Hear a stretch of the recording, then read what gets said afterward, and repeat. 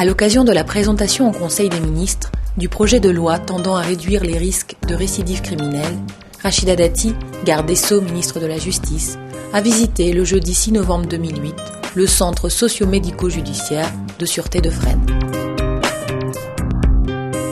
Désormais, les condamnés dont la dangerosité et le risque de récidive restent établis en fin de peine seront pris en charge par des centres socio-médico-judiciaires et ne seront plus remis en liberté.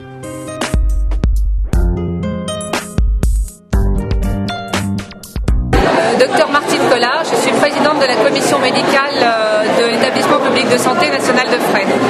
Aujourd'hui, nous accueillons Madame le garde des Sceaux qui vient visiter les locaux du centre médico-socio-judiciaire de rétention qui est installé à l'hôpital de Fresnes.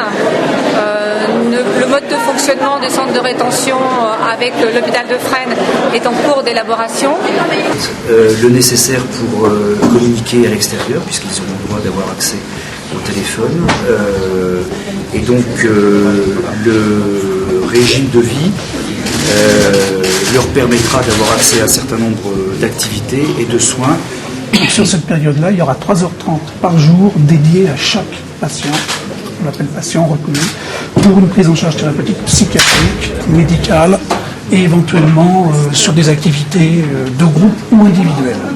L'établissement public de santé nationale de Fresnes est un établissement qui accueille les patients détenus qui nécessitent une hospitalisation et la prise en charge de ces patients est identique à celle qui est effectuée dans les autres établissements publics de santé.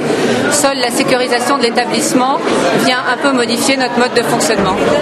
Lors de la discussion du projet de loi sur la rétention de sûreté à l'Assemblée nationale et au Sénat, j'avais annoncé que le centre socio-médico-judiciaire de Fresnes ouvrirait avant la fin de l'année. Nous y sommes, l'engagement a été tenu. Je remercie en cela le ministère de la Santé et l'administration pénitentiaire, parce que ça a été un travail, je dois le dire, difficile, pas facile, parce que les acteurs sont multiples, sur un sujet compliqué, complexe, qui a posé des difficultés pendant de nombreuses années. Et en quelques mois, on a réussi à ouvrir ce centre. Alors la loi du 25 février 2008, elle pose un principe clair, c'est-à-dire que les condamnés qui sont toujours dangereux en fin de peine ne seront pas remis en liberté.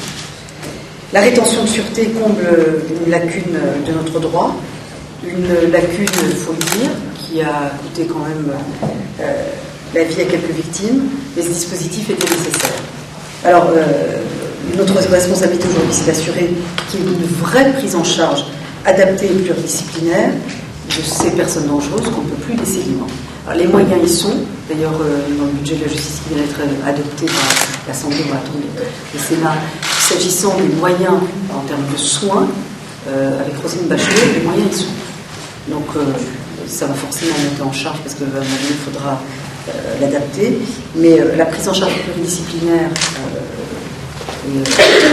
vraiment monte en puissance. Les médecins soignent les personnes détenues ou retenues comme un patient lui-même.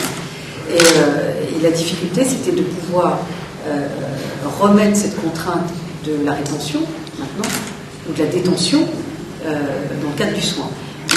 Mais ici, je pense que je ne m'étendrai pas plus, parce que je crois que vous êtes plus que convaincus, qu'on a vu les résultats. C'est un centre qui est réputé.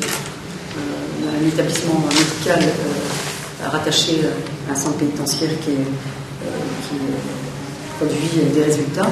J'espère simplement que ça permettra aussi de nous permettre de faire avancer encore un peu plus vite le système de soins en prison, et notamment pour ce type de profil. Le fait justement qu'il y ait comme ça un endroit dédié où on traite les gens, thérapie de groupe, etc. Comment vous le voyez justement? Soigner l'idée qu'on peut soigner quelqu'un qui est dangereux pour faire ressentir cette idée. Mais disons que le centre actuellement, ici, effectivement peut être adapté, dans le sens où il y a une structure pénitentiaire de sécurité, avec une sécurité un petit peu périmétrique, avec les miradors, donc des ports d'entrée. Donc pour l'instant, apparemment, c'est un rôle expérimental, donc avec le soutien que peut avoir avec des infirmiers psy qui pourraient suivre. Donc à savoir maintenant, est-ce que nous, en tant qu'hôpital, on peut être toujours impliqué dans dans cette dynamique en fait de soins et de sécurité. Voilà. Vous avez visité le centre tout à l'heure, à quoi ça ressemble? Vous ne disiez pas? Non. Ce centre, c'est donc un centre de soins fermé, c'est-à-dire que c'est un centre médical sous surveillance pénitentiaire. Ce centre sera pour les délinquants les plus dangereux, reconnus comme tels à l'issue de leur peine, qui seront placés dans cet établissement pour être soignés et la mesure sera évaluée tous les ans. Parce qu'on ne peut plus s'accommoder de dire aux victimes ou aux parents de victimes de dire écoutez, voilà, on savait que le condamné était dangereux, on savait avant qu'il ne sorte qu'il allait récidiver, mais on n'avait pas de moyens juridiques de pouvoir le placer dans un établissement ou en tout cas l'empêcher de sortir. Désormais, dans notre dispositif juridique, c'est-à-dire qu'un condamné purge sa peine, s'il sort un peu avant, il sera surveillé par la justice, s'il a fini sa peine, il sera encore surveillé par la justice sous mesure de protection et de sûreté, et puis évidemment, s'il viole une obligation de cette surveillance, il se retrouvera dans un centre de soins fermé, et tant qu'il ne se soignera pas, tant que la dangerosité ne sera pas évidemment amoindrie ou en tous les cas réduite, il ne sortira pas.